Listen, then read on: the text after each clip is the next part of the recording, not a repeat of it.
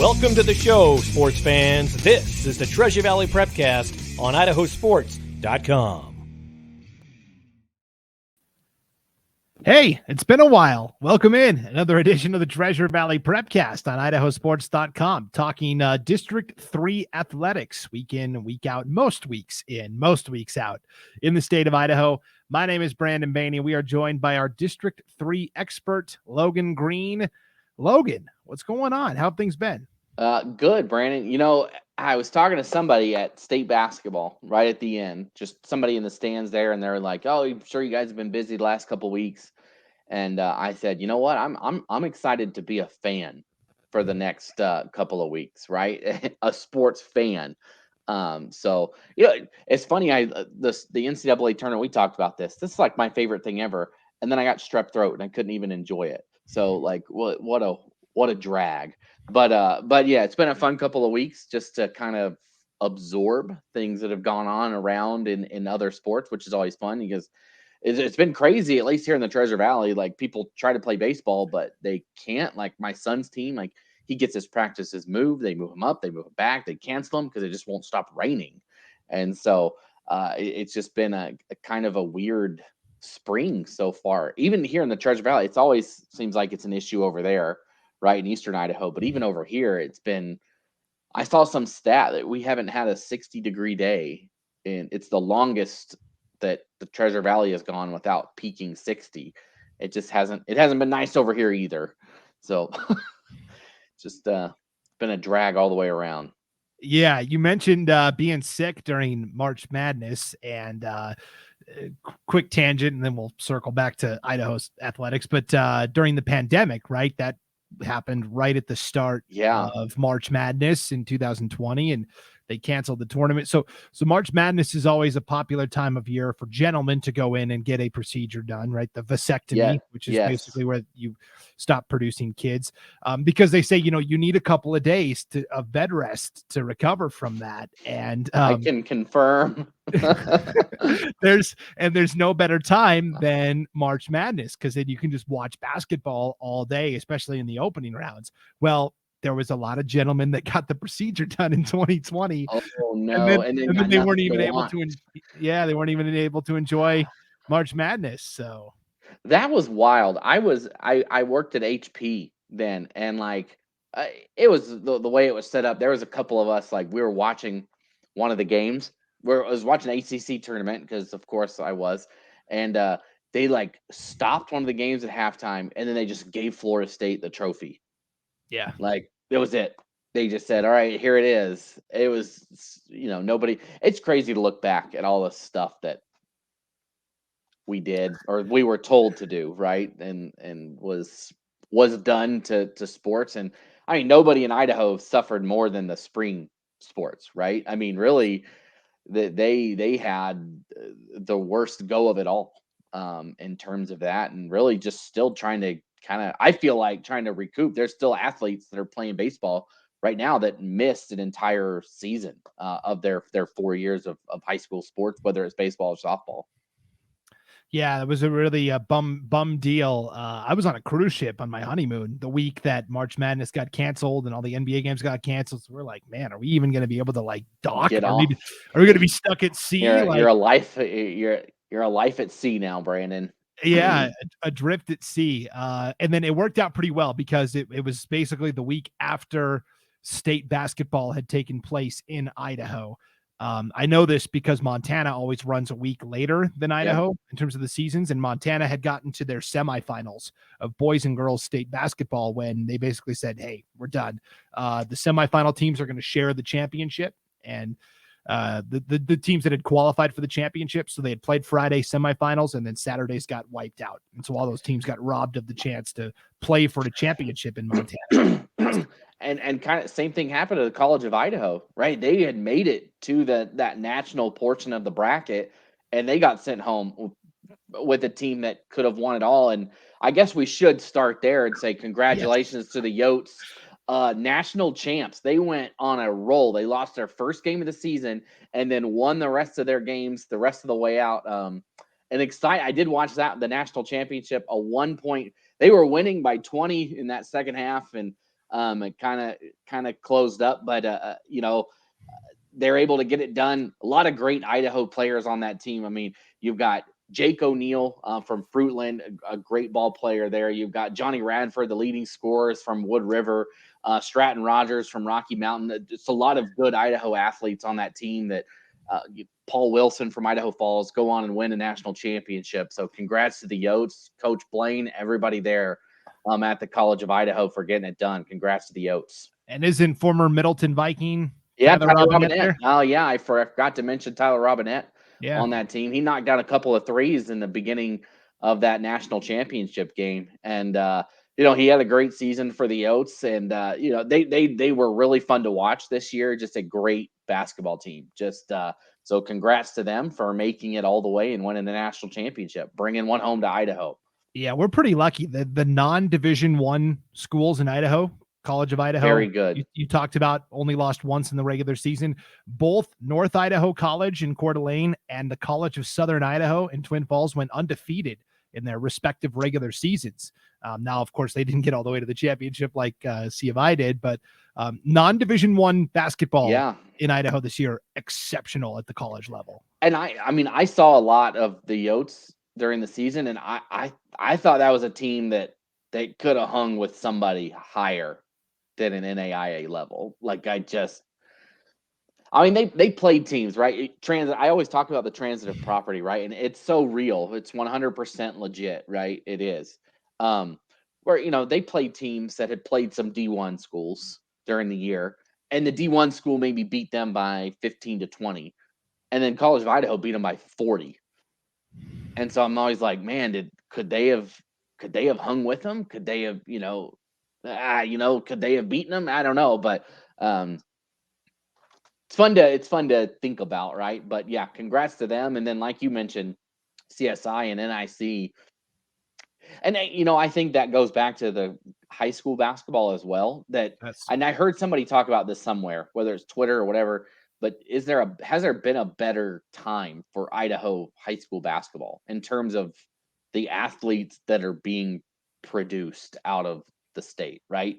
I don't think so, to be honest. Like, there are like so many good athletes, boys and girls side, playing high level Division I basketball, not just playing somewhere. And I shouldn't even say that, but like the NAIA, like look at those guys for the Yotes, right? Like that was really good basketball, and you've got a lot of guys from Idaho on that team that are leading the charge. There's a couple guys from Montana mixed in there as well as Washington and stuff. But the core of those guys are from Idaho. Just think Idaho's got some really good basketball right now as we kind of turn the page on basketball, but looking back and say what was just really good basketball right now. Yeah, we're going to look back at hoops one more time, and then we'll turn the page and get into spring. We took 2 weeks off. Basically, we took a week off because it was the end of the winter sports season, and then I didn't realize that it was spring break the following week, and everyone was going to be busy with stuff. So we took a little 2-week hiatus, but we're back. We'll be back every week through the spring sports season. And if there's a team, a topic, a sport, an athlete you want us to talk about specifically in the spring sports season, drop us a line. Brandon at IdahoSports.com, Logan at IdahoSports.com, and we would love to talk about it because we're just not going to get to everything every single week. So, okay, basketball. The 20th annual Idaho statewide all-star basketball games took place at NIC in Coeur d'Alene this past weekend. 2 really entertaining games on the girls' side. So it's Team Metro, which is basically District 3, versus Team Region, which is every other district across the state of Idaho. Mm-hmm. The Metro girls won 84-80. Tight game. They had a big lead, and then Team Region slapped on the press and kind of got back into it. And then on the boys' side, Team Region defeated Team Metro by 116-115. Jaden Morin Bishop of Payette had a good look at a 3 that would have given them the lead with about a minute left. AJ LeBeau of Timberline had a tough shot underneath with about 20 seconds to go that again would have given Metro the lead. But the Metro boys fall just short. It was good competition. AJ LeBeau from Timberline, the future Washington State Cougar, played really well for Team Metro. You had in the 3-point shootout, On the boys' side, it had to go to a shoot-off. So basically, it's the top boy versus the top girl. Well, we had to figure out who the top boy was. Joe Barrand of Bishop Kelly and Eddie Rodriguez of Fruitland had to go head-to-head to settle the tiebreaker. Joe Barrand won, and then he ended up winning the overall 3-point shootout contest as well. So congratulations to Joe Barrand from Bishop Kelly for his accomplishments there. And Eddie Rodriguez, man, he was the best player that I didn't know about when I doing state basketball. And you can ask Lance too. We were like, who is this kid? Where did he come from? This kid is fun to watch. And that is I know he didn't win it, but man, what a fun basketball player Eddie Rodriguez is. I'm disappointed I didn't get more of that in my time at Idaho Sports. I'm like, man, I missed that. It's hard to look back and say, man, that guy's a senior, and I missed covering more of it or seeing more of it. And that's always the sucky part, right? Of the end of the season is you see players that maybe you hadn't seen too much of or covered for too long or whatever, and they are fun, and then they're gone just like that. But there will be another group that comes in behind them that'll also have great things to offer. But a lot of great basketball players in that all-state championship game this weekend. Yeah, Blake Buchanan of Lake City won the dunk contest. Team Metro had 2 dunk contest competitors, LeBeau, the 7'1" center, of course, and Max Myers from Coal Valley Christian. And Myers actually finished with a higher overall score than LeBeau did. Myers threw down a pretty sick windmill dunk that got him a 49 out of 50. One judge was stingy on the scorecard. It may have been our boss, Paul Kingsbury. He was a judge for the dunk contest. So not good enough. I could do better. Right. And that it is funny when you see dunk contests like, you know what, that wasn't that great. I know I can't dunk and I could never get up there, but that just wasn't up to my standards. Right. So yeah, and then the Team Metro girls won 84-80. Addie Heiler of Bishop Kelly was named the MVP of the girls contest. She finished with 17 points. 12 of those came on 3-point shots. She made 4 threes, banked in a 3 even. So Addie Heiler of Bishop Kelly taking home a little extra hardware from the statewide all-star game as well. Congratulations to her.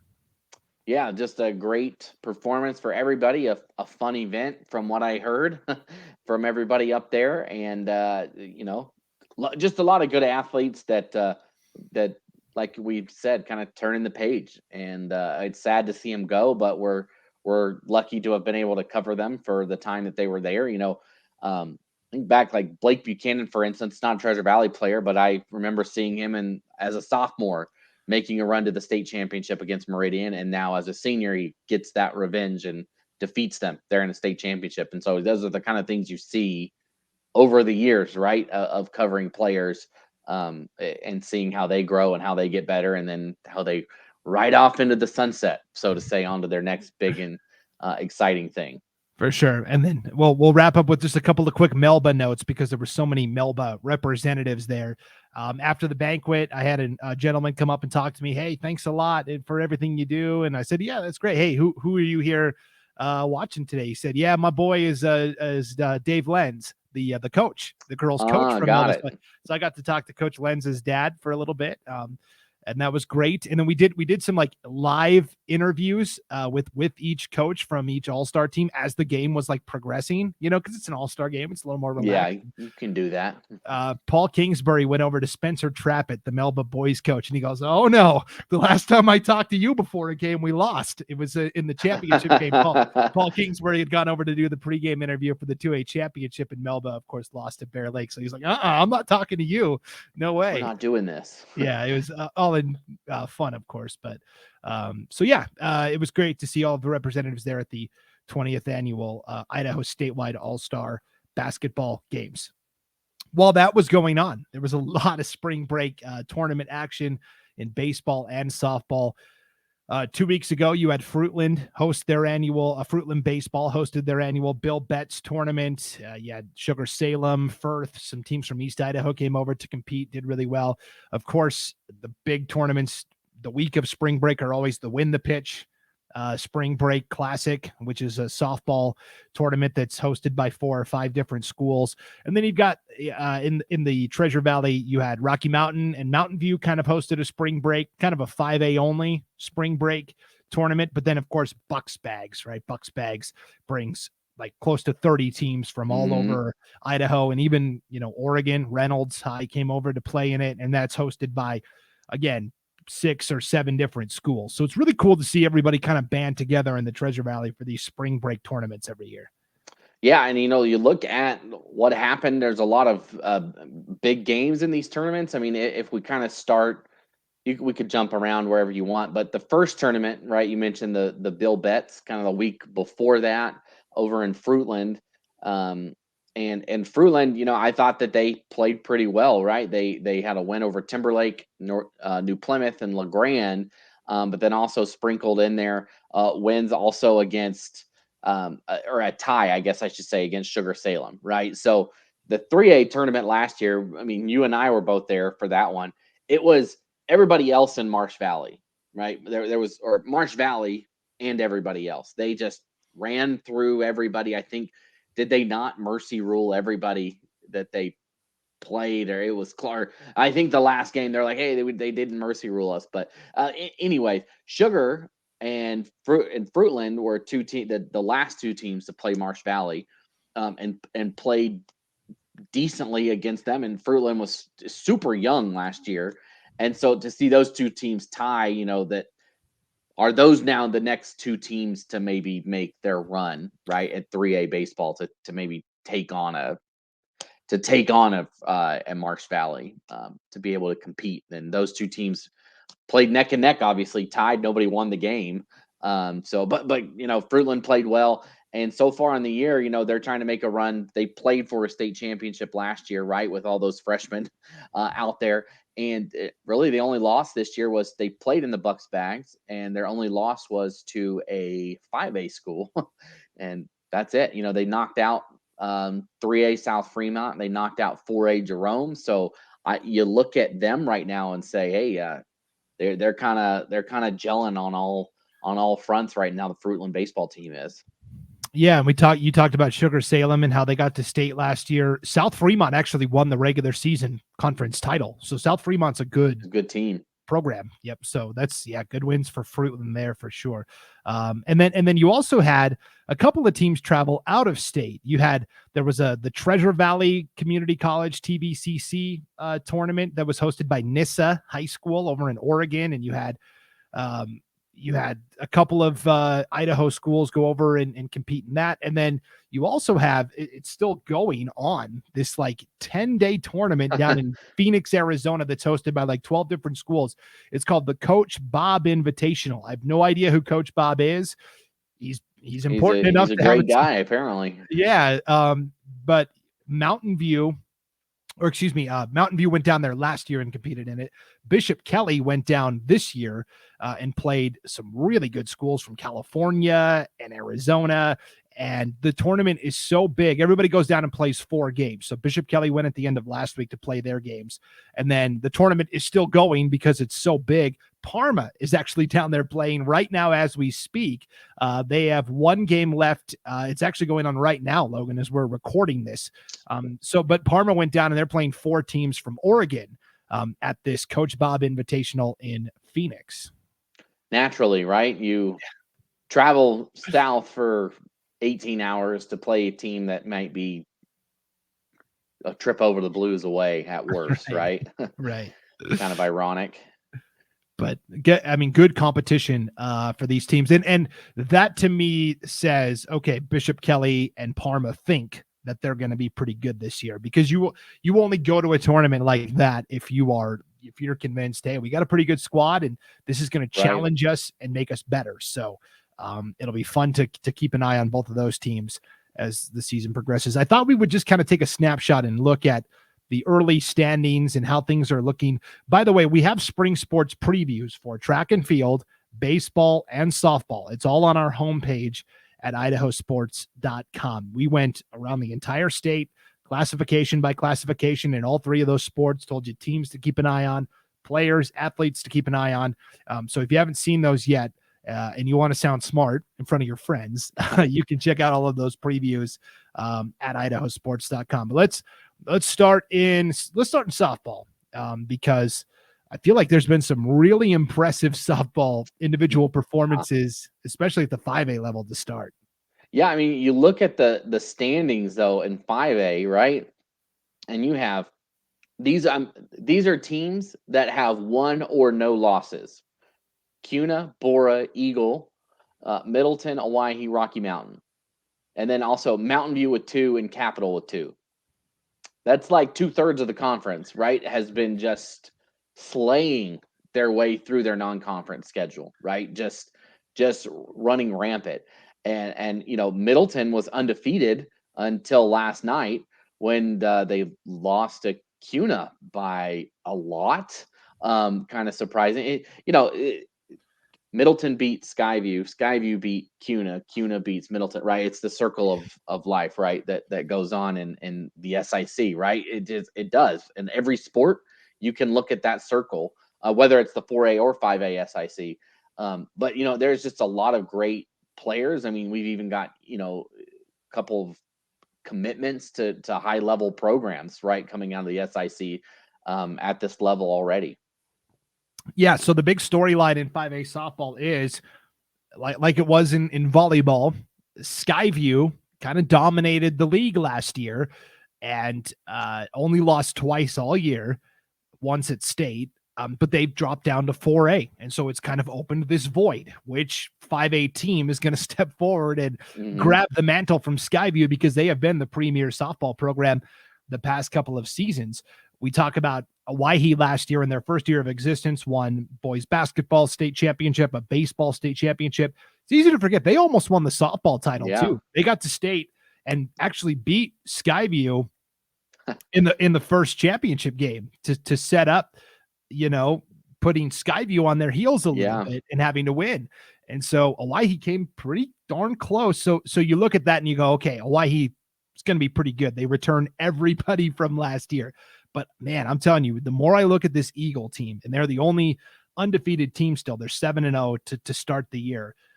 They're led by Lizzie Tomasini, who's a great pitcher, good power bat. She's committed to Idaho State University. She's a senior.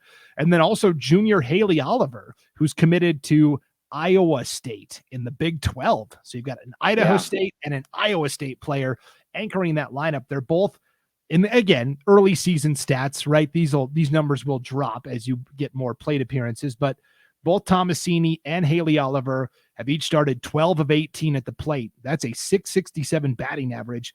And Haley Oliver has already hit 7 home runs for Eagle as well in 7 games. That's a home run per game. Yeah. 18 at bats and 7 of them have ended with a trip around the bases. Yeah. That's almost half of her at bats. She hitting a home run. It's insane. And you look at other power hitters in the conference. Tomasini's got 2 home runs. Brylan Field of Cuna's got 4 home runs. Tyra Price of Capital has hit 4 home runs. Hatzenbeller from Owyhee has hit 4 home runs. But right on Haley Oliver's heels in the home run category, the lead in the 5A SIC is Georgia Kreider from Middleton. She's hit 6 home runs. And you mentioned it, Middleton took their first loss of the season last night to Cuna.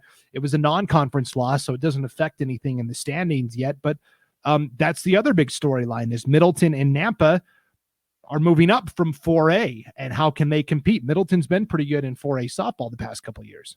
Yeah, and I mean, so far you look at it, Middleton is 8-1, Nampa is 5-6, but it's not like either one of those teams we saw the struggle come in other sports like basketball, right? And moving up, Middleton football actually, both the football teams made the state playoffs this year, so really wasn't an issue there. But you look at softball and think, man, I think these two teams can compete. I mean, Middleton beat Skyview earlier. During that win the pitch tournament, they beat them on Saturday, 16-11.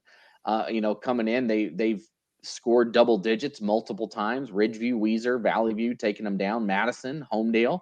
But again, they've kind of played a schedule that hasn't been heavy in 5A. So curious to see how that translates to conference play. Again, I'm Cuna a conference opponent, but not a conference game. So we'll see how that translates going forward. But I mean, just really good play right now. I mean, you talked about Eagle and what they've done so far, right? You look at who they played.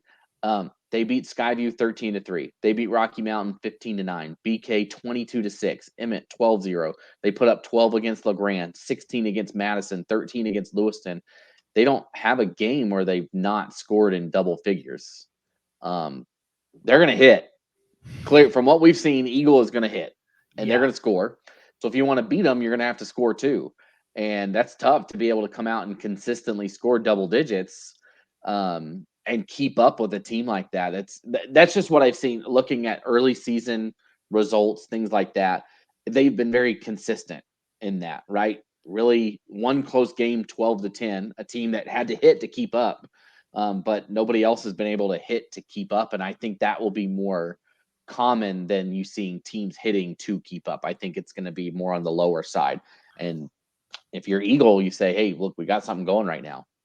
Yeah, and in softball, if you have a really good pitcher that can counteract that, it's really hard to break through and get a win against a really good pitcher. And that's why the last team I'll highlight here, and then we'll move on to 4A SIC softball, Bora. I really like Bora too. They're 6-1. Their only loss came to Gooding at the very end of the win the pitch tournament, fourth game in 3 days. Yeah. They have, to me, I think, at least from what I've seen the last couple of years, the best pitcher in the conference in Megan Miracle of Bora. She is phenomenal. And when you have an ace like that up your sleeve, it makes it really hard to. So I can't wait for Bora to get into the heart of conference play in these power bats and these power lineups to see how Megan Miracle, navigates these lineups. Right. Yeah. I mean, they've done pretty well. Like you said, I mean, it's tough to play. They had played, that was looking at the schedule, right? They had played Columbia Friday night. They played Ridgeview Saturday morning, and still Saturday morning against Gooding. It was their third game in like 12 hours. Like, yeah, that stuff's going to happen, right? That's not a typical setup, right? You're going to have a night to sleep it off, right? And an entire 24 hours to get back. So, there's just so much going on and a lot of success early season.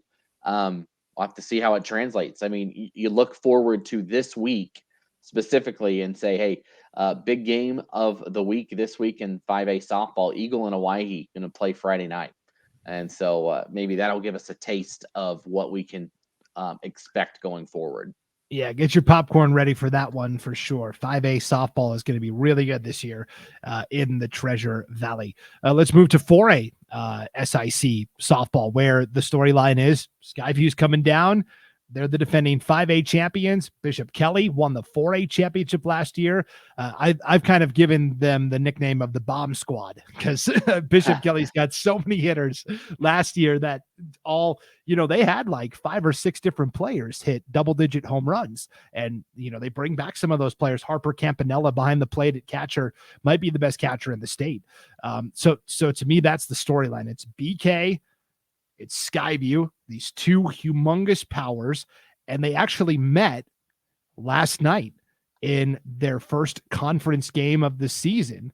Bishop Kelly won in, as we expected, a slugfest, 17-13. It's a football score right there.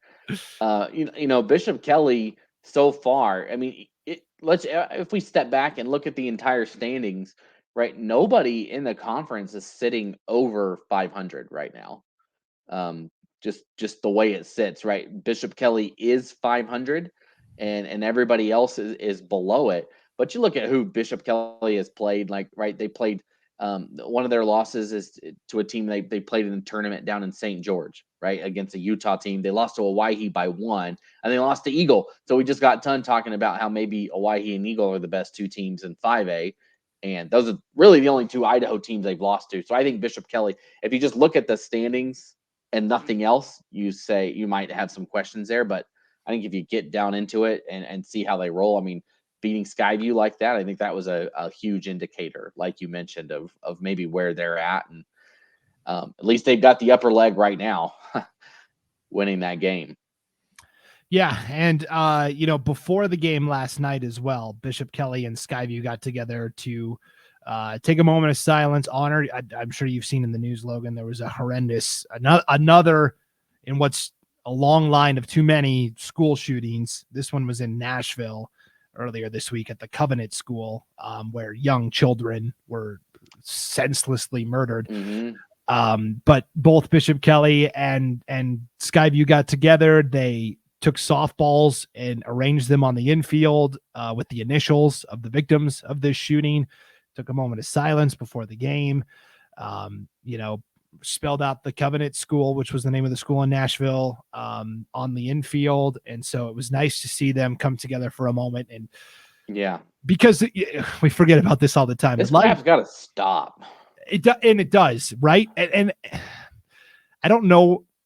Nobody has 100% the right answer on how to fix this. There's a number of things that need to change. Yeah.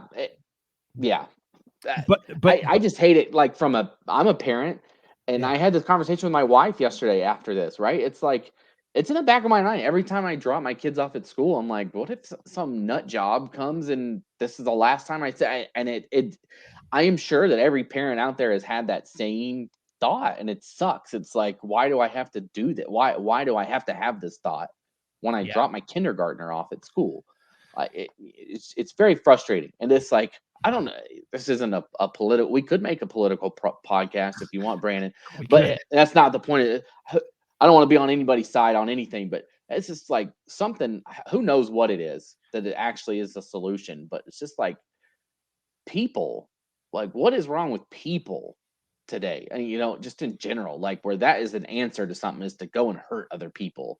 Like, just yeah. It's. I think it's two things we can say here that relate to sports and school. The number one thing is that every time there's one of these shootings, it's somebody that's in emotional, mental distress, right? There's some sort of mental health crisis that they are dealing with. And if you are out there and this is you, talk to somebody, please talk to somebody, whether it's a parent, a friend, a teacher, a counselor, a coach, whatever, your pastor at church, whatever it is, talk to somebody first before you go and commit something that you can't walk back from. And I think that's important. And the other thing that I think is important is, I mentioned talk to a coach. There's just a lot of kids that aren't involved in school activities. And it doesn't have to be sports. It could be art. It could be music. It could be science club, math club, whatever it is. There's a big chunk of our youth that go to school, they go home, and they spend 5 to 6 hours online playing video games. They're on the computer, and that's an unhealthy place. Like social media, the internet, which is ironic because we are an internet company. But there's a lot of good internet. Yes, we're good. We're good internet. There's a lot of garbage out there. And so when you're spending 5 to 6 hours in that world, instead of being a part of a club, being a part of a team, to me, I've seen the numbers, the participation numbers drastically decrease. And I don't think that's a coincidence that as these incidents rise, participation's going down. And it's funny too, because you see this, and one area, right? Because like you mentioned, kids, I'm not bashing video games at all, because my kids love their Switch. Like, we're going to go to that Mario land. Have you seen that? They made a Mario world at Universal Studios. They're like counting down till we go. So I'm not bad. But like, one thing they've kind of done, because there are people that go home and they'll just do that, right? And not interact with people, is the rise of, like, maybe this is a story for another day, but like esports, right? Like, taking that from being a by yourself at home activity, never speaking to anybody, and turning it into a team event. Like, gosh, I feel like I read something about Mountain Homes. They have an esports team, and they've been playing other schools and stuff like that. And like, it's kind of cool, like, to see what, taking something, right, that might have been, like you said, a isolated thing where you're not interacting and getting that, but now turning it into a camaraderie sporting, it's a sport, like, it's maybe not a traditional sport, but you have a team. You have a goal to win based on doing certain things, and you work together, and you have a coach and things like that. And so it has been kind of, I think good to see that evolve. I know people like to bash it, and I just don't understand why. I have no idea why people look at that as negative. I think it's positive. I think it's great to turn that into something that, like I said, might have been an isolated thing into something that is a team event. Anytime you're part of a team, a group, and you're working towards a common goal, that's going to make you a better person. And I totally agree. Yeah. The esports has taken off. I think one of the first schools, at least that I saw, to have an esports team was actually Lapway. Lapway High Oh, School really? North. Yeah, they've got an esports team up there, and Oh, nice. like we need to make. Can we broadcast esports? I swear I swear it was Mountain Home, and they were doing like they were playing somebody in Smash Bros. And I'm like, I want to watch that. I want to see. I want who's using who in Smash Bros. But I'm a right. Yoshi guy. My kids always tease me for using Yoshi, but he's the way to go. But anyways, that's a kind of a tangent. But Yeah, I didn't realize that Lapway was one of the first ones. That's kind of cool for them. yeah, and at least that I saw, and there could be other schools out there that weren't as public with it or whatever. But yeah, to wrap up our conversation here, I didn't mean to get off on a big tangent, but it is important to talk about these things. Yeah. And Bishop Kelly and Skyview did a great job doing their part to kind of remind everybody that, hey, at the end of the day, it is just a game. So Yeah. rest of the softball, your 3A, 2A, 1A, there just hasn't been enough action really. Some schools, we can talk about 3A. Everyone's gotten in at least, 6 or 7 games. Homedale, Weiser are both 1-0 in the conference. Homedale is so good every year.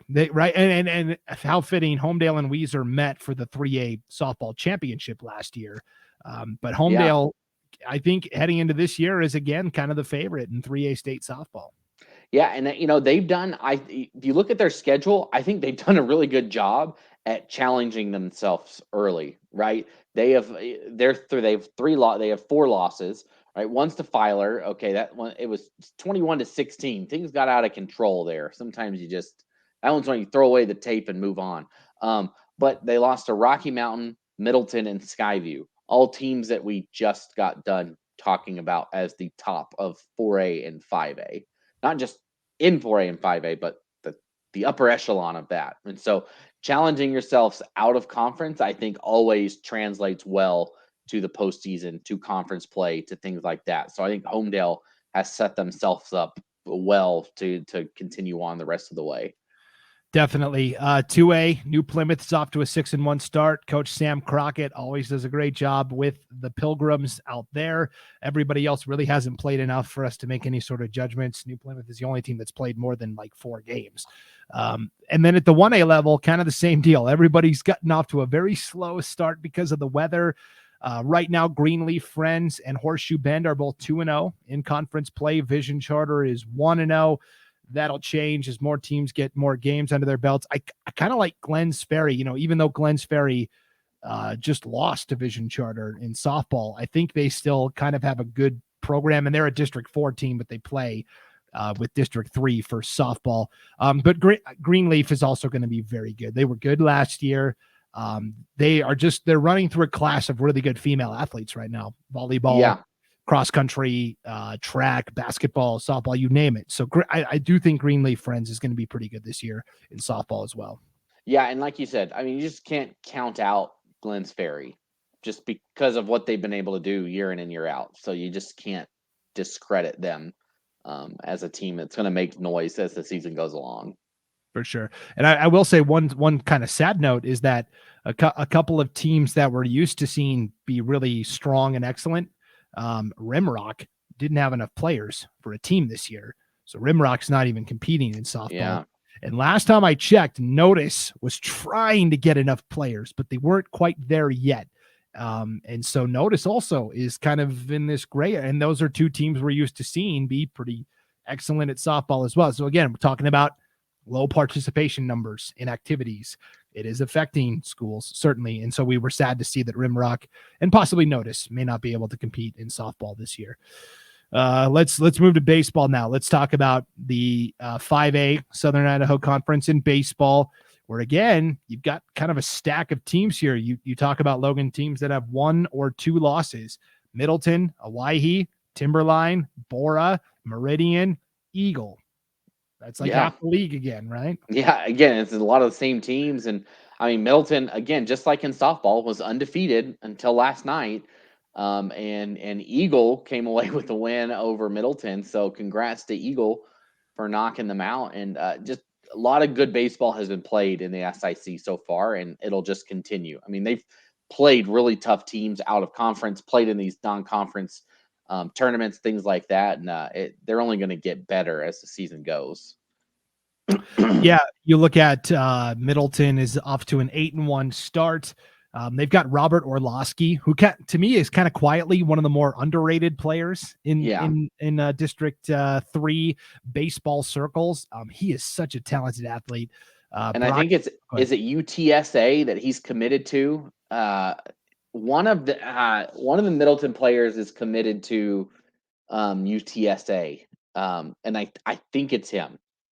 And that is you're correct. It is Orlowski, and that is University of Texas, San Antonio. Yeah, the Road Runner Division I school. Like, no, it's not a joke. Like, right, that is high level baseball. If you play college baseball in Texas, you're not bad, right? They play a lot of baseball down there, and yeah. So congrats to him. Quietly, like you said, one of the better players in not only the conference but the state. Just kind of hiding there in Middleton. Great pitcher, but he's also batting .520 early on this season. So he's doing it on both ends. That's it? Just .520? Come on. Right. Just kidding. I'm just kidding. Brock Silvers from Middleton also has been playing very well. Your batting average leader in the conference is Gage Hawes from Hawaii. He was a freshman catcher last year for the Storm, picking up right where he left off. He's batting .536 on the year. He's already got 2 home runs as well. And so you mentioned Silvers from Middleton. He actually was I had seen him play freshman football. He was a quarterback, and he was good. And I talked to some of the kids on the football team, and they're like, no, he's actually just going to focus on baseball now. And so, I mean, clearly it's working out for him. But I thought from seeing him play younger, I thought he might be the next quarterback for the Vikings, but he wanted to focus on baseball. And like you said, I mean, seems to be working out well in his favor right now for Middleton.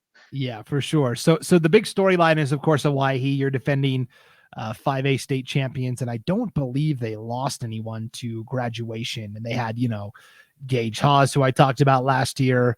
They had Drayton Black, played really well for Hawaii down the stretch. Ryder Cutlip, Drew Schumacher. So, I mean, they've got Hawaii is loaded for bear again, but let's remember that Hawaii kind of came in as the dark horse at state and kind of went on a Cinderella run. They weren't even in the top half of the league standings. They finished tied for 5th last year in the SIC standings. And I think you're going to see the same thing this year with Middleton. Hawaii, Timberline always has a good program. Rocky always has a good program. Mountain View. There's so many good teams. I think they're all going to kind of beat up on each other. Yeah, you could see the 4th place team win it all, right? Again. And that's just the way it is. And that's the way it like you said, that's the way it was last year. And it's going to be the way it is this year. It can just be, we pitched this guy the day before and he wasn't available during the regular season game and we lost that game, right? Whatever it may be, there's always factors in that regard when it comes to regular season that maybe you forget about when you look at the overall body of work, as the NCAA committee would like to say. And, it's those things might get overlooked. But, I mean, it starts really this week, right? Middleton and Hawaii are going to play each other tonight, unless it rains, which it always does here. Right now, those 2 teams will play and maybe get our first taste of where. But again, like you said, I don't even know if you can take that to mean anything. Like it's probably going to be whoever is hottest at the end of May that wins it. Like, who's playing the best? I don't know if you can take a game from this week and translate it to the end of the season. Yeah, I mean, just look at some of the scores from last night. You had Timberline beat Centennial 8-6 in a pretty tight ball game. You had Hawaii defeat Cuna 12-7. Again, in a game that featured, I mean, the big inning for Hawaii last night was the 4th. They scored 6 runs in the 4th, and that propelled them to the 12-7 win. You had Eagle nip Middleton by 2, 9-7.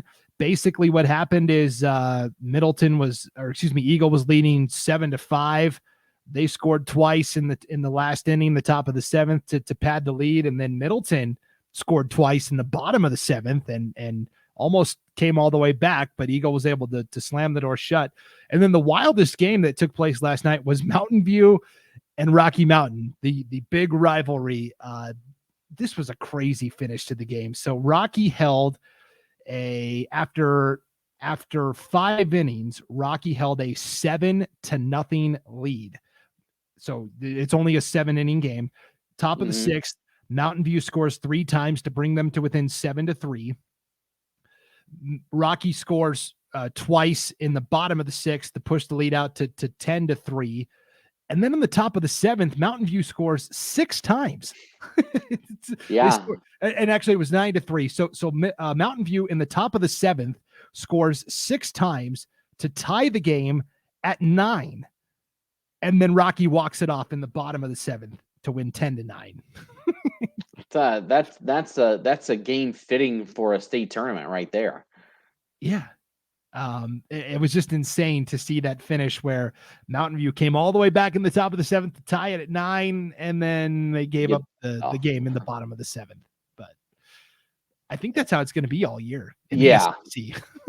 I just think you're going to see that, and even like, okay, if you look at the standings, right, somebody's got to be at the bottom. And right now it's Centennial, right? Centennial is what, 0-7, but like their last game, they played last night against Timberline, only lost by 2, only lost by 1 to Eagle, 2 to Lewiston, 3 to Meridian. Like they've been right there, right, in a couple of those games. And we're just trying to get some kinks worked out, and they flip it, and then all of a sudden they're the hot team, right? They've been right there. All it takes, again, that's the beauty and the curse, right, of a sport in Idaho, where all that matters is your district tournament, right? At the end of the day, right? You can put it all together in the last week of the season, and all of a sudden you're playing for a state tournament. Whether that's good or not, who knows? But that's just the reality of it. And you always hope that a team like that gets it together and gets it rolling. And the thing is, they haven't played a conference game yet. So really they're sitting 0-0, just like everybody else at the end of the day. Yep. If we move to 4A SIC baseball, the big storyline there the past couple of years, it's been Bishop Kelly and Columbia. Those have been the 2 teams that have been pushing each other. Bishop Kelly is your defending 4A state baseball champions. They nipped Columbia in a very tight semifinal last year, and then defeated Twin Falls for the championship. The top 5 batters in the conference right now, Logan, at least in terms of batting average, all belong to Columbia. JT Penrod, Caden Campa, Isaac Antunes, Mario De Leon, and Gabe Schwenken. So Columbia's got the 5 best hitters to start. They're off to a 5-0 start. Yeah. Bishop Kelly brings back, some talented players from last year's team. And yet in their conference opener last night, it's Skyview who gets a 10-8 win over Bishop Kelly. So Skyview is all alone in first place right now at 1-0 in league. They're 7-2 overall. So Skyview says, hey, we're here to play as well. Yeah, and I mean, Skyview has beaten some good teams this year. You look at it, they beat Mountain View, they beat Timberline, they beat Cuna, they beat Blackfoot, Rigby, Hillcrest, Bishop Kelly. Like, you look at that schedule and say, whoa, hold on, wait a second. Those are some wins, right? That's not just beating up on a couple of teams that maybe shouldn't belong. Those are good teams, right? Year in and year out, you see those teams at least competing, right, in their respective leagues, and just running right through everybody. They sprinkled in a loss to Eagle and a loss to Twin Falls in there, but I think those are quote respectable losses. Yep. If we move to the 3A level, SRV, Snake River Valley Conference, you kind of already talked about this earlier, Logan. Fruitland looks very good. Homedale got to state last year. They're also 6-1 to start the year. So here's the story with Homedale, because we talked about Fruitland earlier. Homedale has the best pitcher in the conference, Dylan Fine. He might be the best pitcher in all of 3A baseball. The problem with Homedale last year, and it appears maybe it's creeping its head again this year, is the defense. Dylan Fine last year had like a microscopic ERA, like a 136 ERA. And yet he had like a 500 win-loss record, or maybe it was even sub 500. I remember asking, Homedale's coach, I said, Coach Burke Deal, what's the deal with that? And he said, it's our defense. We throw the ball away too much and we give up a lot of unearned runs. And so for Homedale, can they tighten up their defense is going to be the key question for them. Yeah. And I mean, so far, right, on the year, that's something they've done better with, but I'm trying to think back, right? We did those games at State last year, and I'm trying to remember. I feel like that was an issue last year at State. Like they just had so many. It was an issue for everybody at State baseball last year. I feel like Right. a lot of errors were just abounding everywhere. But yeah, they played Weezer in that first round game and lost 12-11. And I mean, again, I don't have the stats in front of me of the errors that occurred in that game, but I feel like that game specifically was like that, was just a little bit sloppy. And, you hope that if you're Homedale, you can kind of corral that in and get it together for the run through the season, and what is more than likely for them going to be a trip to State again this year. So last year, Homedale committed 75 errors as a team. The national average was 37. This year, Homedale has already committed 23 errors. And so they're already to the national, almost to the average through 7-ish games. Yes. So again, it's something that I know they work on, and it's because that's the one missing piece. Homedale, and maybe they could still win a championship, but if they tighten up the defense, then they're going to be really tough to deal with. And so that's the storyline there. We'll continue to follow that as the season goes along. 2A, it's been a light schedule. The big story at 2A is North Star Charter moving up to the 2A ranks after running roughshod through 1A the past couple of years. Their coach Eric Hansen says, we're ready for the challenge. We're excited to take it on. They bring back Daniel Cormilo, who it had to have been 3 or 4 perfect games last year. Logan, we talked about him a lot last year, Cormilo. They've still got Xander Crookham. They've got some of the elements. This is only their 3rd year of existence as a baseball program. And so how do they compete with Melba and New Plymouth? And the other big storyline in 2A baseball is, of course, Nampa Christian. They lost 10 seniors from last year's team. They've been the baseball dynasty. Their longtime coach, Mark Harris, retired. So it's kind of a new regime, and for the most part, new players this year. And, they've been doing pretty well so far. Right. They beat Grangeville. They beat Century, a 4A school. They beat Mountain Home, a 4A school. They beat South Fremont, a 3A school, which, I mean, you mentioned it, right? They won the regular season last year, right? For their conference. Sugar won the districts, but no big deal. They'll just reload, which it seems like they tend to just always turn out good baseball teams at Nampa Christian. I mean, they have the one loss to Burley, but you know what? That's 4A team, but just another great season it looks like for Nampa Christian. And I mean, we mentioned it last year too, that a team that was coming up and looking a little bit better was Marsing. And they've started off the year, I think, pretty well to begin with. A couple of wins. They beat Grangeville and Baker, Oregon, Filer, and Nissa to start. A couple losses to Firth and Marsh Valley mixed in there.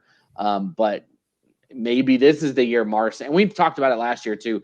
Marsing, a school that we just haven't seen at State in pretty much anything over the last few years. And it would be nice to see the Huskies break through and get something done and make it to State again. Yes. So we'll see. That's going to be a very difficult conference to navigate all year long. And then finally, 1A baseball, again, very small sample size here in the early going. Yeah. The big question is, can somebody from District 3 in the history of 1A baseball in Idaho, nobody from District 3 has ever won a championship. The White Pine League up north has dominated the championships. And last year, the White Pines swept District 3 in the opening round at State. All 4 teams from District 3 lost. Glens Ferry is always the most consistent team, just like on the softball side. They're technically District 4, but they play in District 3. Beyond that, I don't know, man. Garden Valley, Gem State, Rimrock are all 1-0 to start the year in conference play. To me, I'm a little surprised Horseshoe Bend is 0-2. That's a team that I was pretty high on. They got to state 2 years ago. They've got a lot of players that played on that team. They've got good athletes. And so, yeah, that's a team I'm keeping an eye on. Yeah, I mean, they've given up a lot of runs so far this year. And so you look at that and maybe saying, hey, is pitching an issue right now for them? I mean, they gave up 17 to Idaho City, 14 to North Star, 12 to Garden Valley in their losses so far. And so you look at that just on the face and say, potential, or is it like you mentioned, is it a fielding issue? I don't know. We'll see. You hope that that's something that they can kind of work out. But like you said, there's not much of a sample size to work on right now in 1A baseball. We'll just have to wait and see how it shakes out when teams get more games under the belt. Yeah. So anyways, it's going to be a wild season. We went super long on the podcast today, but that's because we took 2 weeks off. So we had a lot to get to and a lot to cram in. And so, baseball, softball, track and field, tennis, golf, it's all off and running. And we will be here to break down what's happening in the spring sports scene every week from here on out, Logan. No more breaks. No more. Yep. All right. Well, thanks for tuning into the Treasure Valley Prepcast, everybody. For Logan Green, I'm Brandon Baney. We'll see you back here next time on IdahoSports.com.